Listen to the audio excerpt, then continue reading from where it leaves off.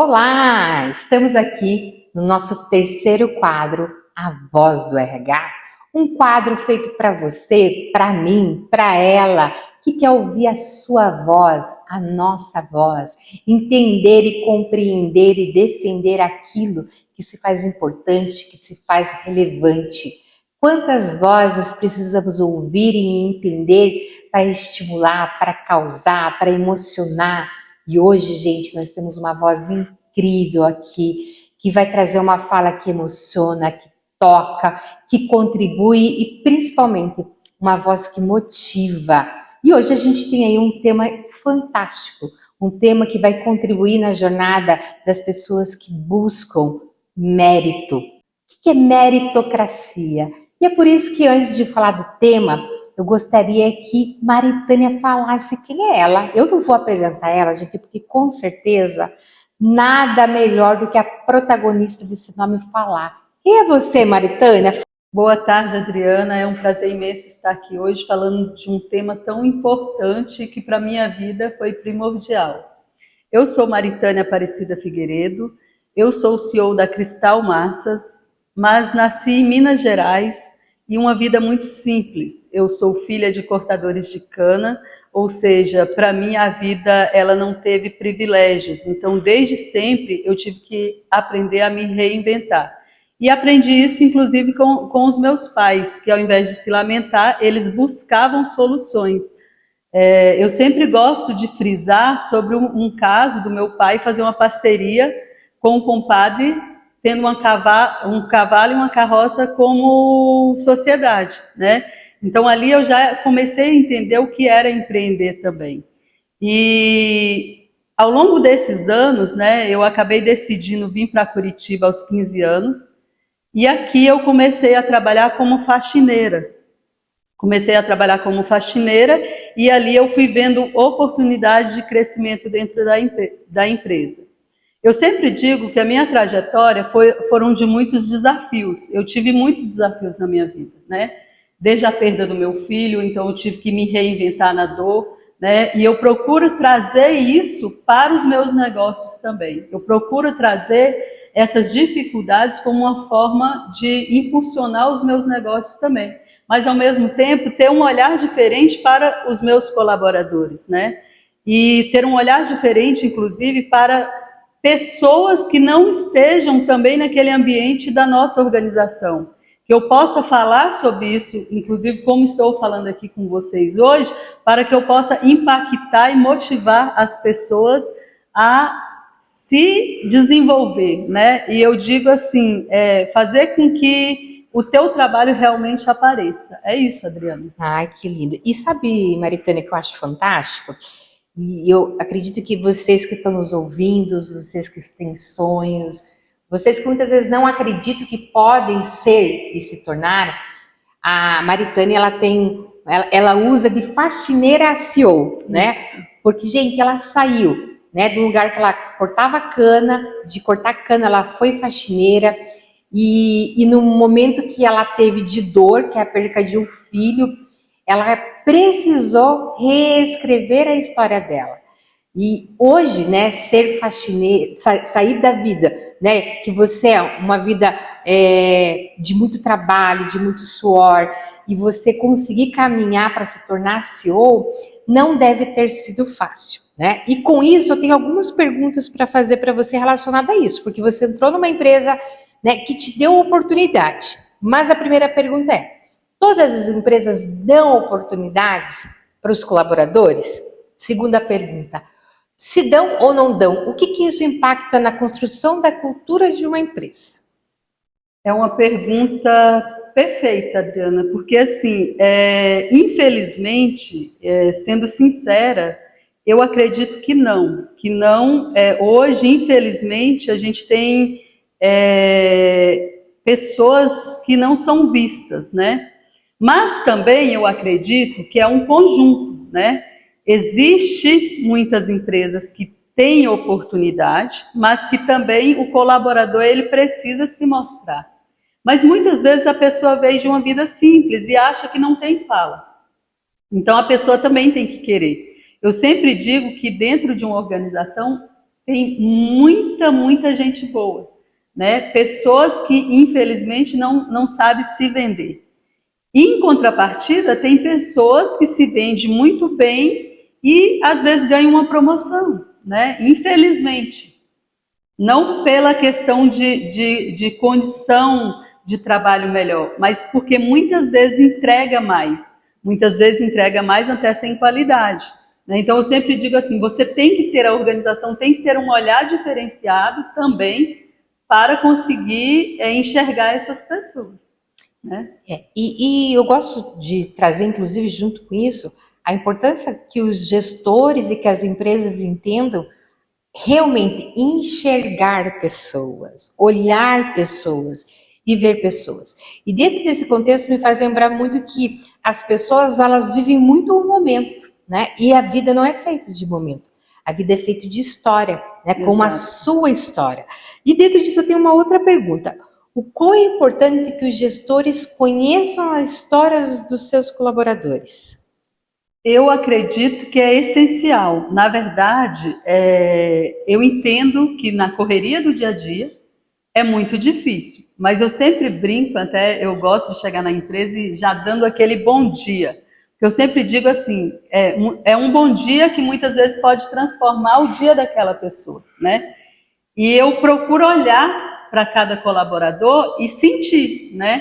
Porque muitas vezes a pessoa tem alguma dor que você pode resolver. E muitas vezes é um bom dia que você deixou de dar. Às vezes você parar para ouvir aquela pessoa, né? Então, assim, a escuta, ela é essencial, né? Porque ali, muitas vezes, você consegue transformar pessoas, né? Eu acredito muito nisso, né? E eu sou prova disso, sabe? Logicamente que eu sempre acreditei, como eu falei, desde muito pequena, eu tinha um sonho, eu corria atrás do sonho, mas eu também tive alguém que acreditasse em mim e que me escutasse, que hoje é o meu sócio, né? Então, era o meu patrão e hoje é o meu sócio.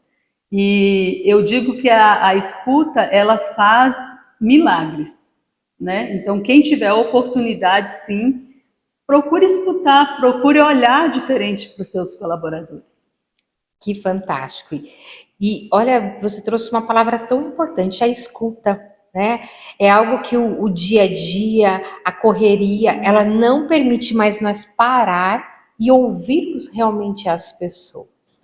E eu enxergo que entendendo, conhecendo a história, o quanto isso faz a diferença, está melhorando, cada dia que passa mais, eu enxergo que as empresas estão se permitindo, mas a gente ainda vê que tem algumas empresas que não contratam pessoas com idades, né, de 50 a mais, 60 a mais, por questões de justamente não conhecer a sua história, não parar para ouvir e não parar para escutar. E o extraordinário é que alguém parou para te ouvir, alguém parou para te escutar, alguém que hoje, né, é sócio, um dia foi patrão e ganhou essa mulher fantástica de sócio e com certeza os números cresceram. E eu fico até aqui perguntando e me questionando quanto disso teve que ser se dedicado, quanto disso teve que ser aplicado e o quanto de você teve que fazer a diferença. E é pensando nisso que você que está nos ouvindo, se quiserem escutar um pouquinho mais a história da Maritânia, manda para nós aqui a mensagem, porque ela tem muito para ensinar, muito para contribuir na jornada.